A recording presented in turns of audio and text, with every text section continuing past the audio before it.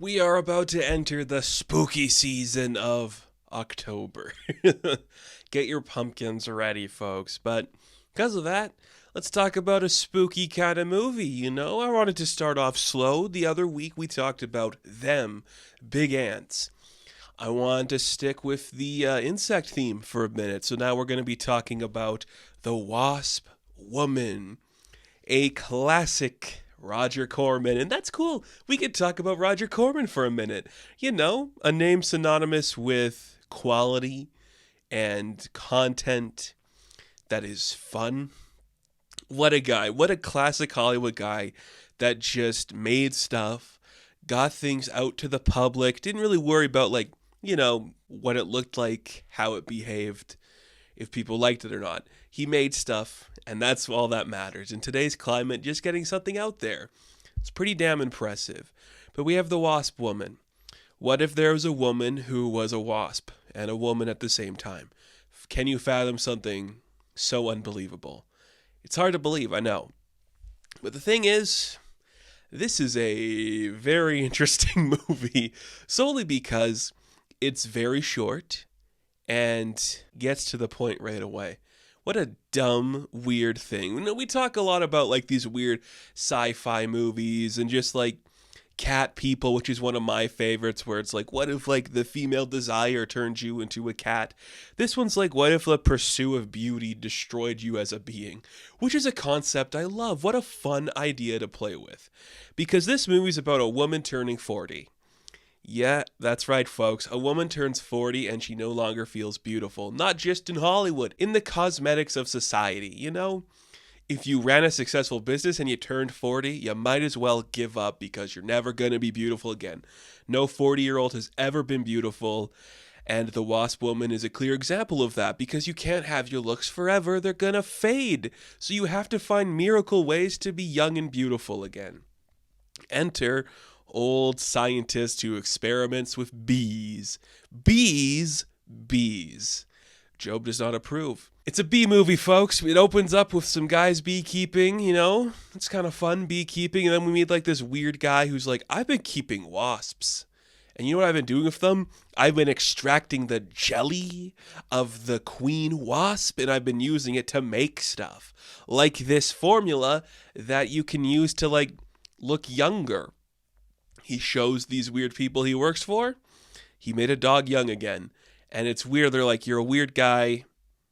That's not a thing to do. We sell honey, bro. And you're out here making weird jelly from wasps. Okay. No thanks. Cut to boardroom. A whole new cast of characters. All your favorites. The young white guy. The older white guy who's a little more snarky. The secretaries. And an older white guy. They're all in a boardroom. And it's just we work for a cosmetic line and our numbers are going down because nobody wants to look beautiful anymore. Because the unfortunate thing is the founder of this company, Janice Starlin, is no longer 20 to 30. She's 40. Nobody wants to buy products from a 40-year-old woman who is still very attractive. But she looks old. Ew, gross. Nobody wants to buy products from an old woman. They want to buy products from a young woman. Somebody who has beauty. What I really like is the way we slightly make Janice look older by just adding bad makeup. Ew, look, she's got bags under her eyes. She's so old and gross. How is she ever going to find a man or be happy? Disgusting. She might have a very successful company, but it's in the decline because people think she's ugly. We're doing that. And look, it's a B-list movie. We're not doing anything intense. It's just schluck. We don't have to think too hard about it. And I'm okay with that. I'm not thinking too hard about it. I don't want to think too hard about it.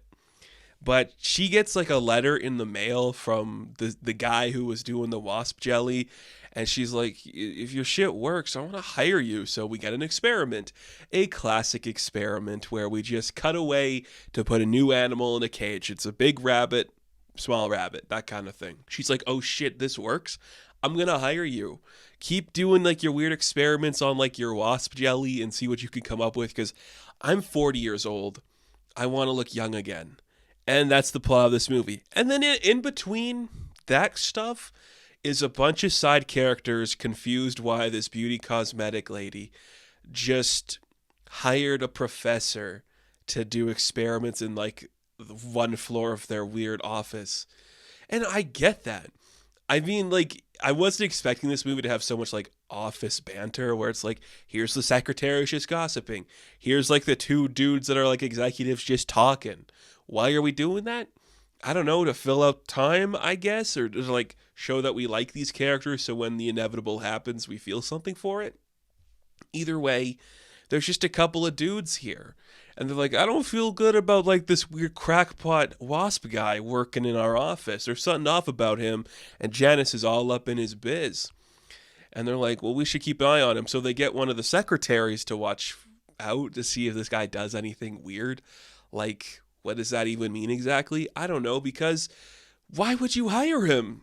Like, that right there is a red flag. You should see something's off with your boss.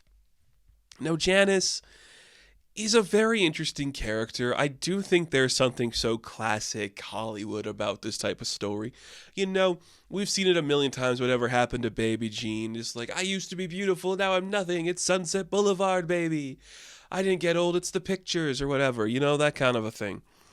And I love that idea. Just like, this is an industry that you see corrupt women and it just distorts them into like a specific image of what beauty is supposed to be.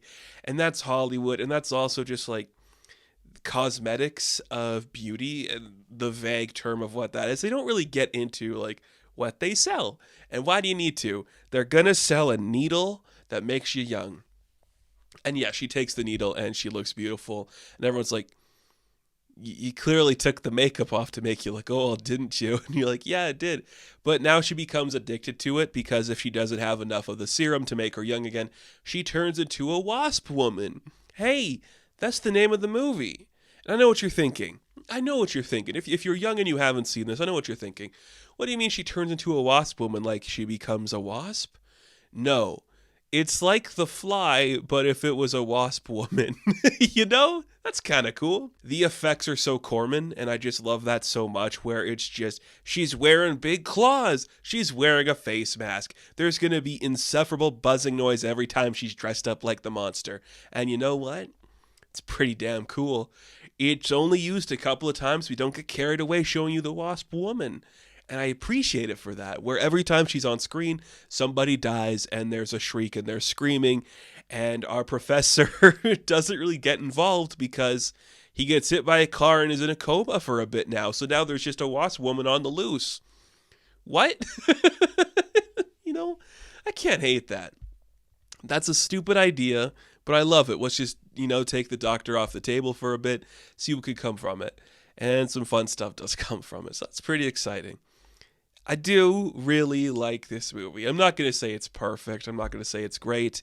But it's got the Corman stuff with like the fast energy, the very intense score, which almost feels like it's ripped from another movie. Like just the version I watched from TCM, that's an insane score. Like it's loud and it moves and it does not breathe like this movie should. And then it just kind of ends because she falls out a window. But you're like, isn't she like a wasp? And wouldn't she be able to like fly? It doesn't matter. But we kill a security guard and we kill a nurse. And then we kill Cooper, who's like one of the older executive guys. And eventually there's like two younger people that are kind of in love. And they're like, I guess the protagonist, because Janice is the villain because she wanted to look beautiful. And there's no real like message at the end where it's like, be true to yourself and love who you are. It's just more like, don't become a wasp. And I guess that's a lesson. I don't know if you need to learn that though, but don't inject yourself with like untested experiments from a psychopath. But we kind of already knew that. I don't know. It's classic sci-fi horror bullshit, and that's kind of fun sometimes. Look, I'm not the biggest Corman guy. A lot of his stuff is very hit or miss, but The Wasp Woman, I love the message. I love the idea of Hollywood playing with a woman trying to be young again, and the effects looks really fun, and it's so loose on its feet, and we just spend so much time with people talking in like boardrooms and offices where I just really dig that vibe. And when this woman becomes young again, she's young again because God forbid, a woman turn 40. Can you imagine such an atrocity? Like a woman becomes 40 and suddenly the people buying her products don't perceive her as beautiful because she's 40 years old. I can't even imagine. I can't, like, how could you turn 40? What a horrible thing to happen to you. I don't know if you want to watch it. I'm pretty sure it's free on YouTube because who gives a shit, right? It's fun.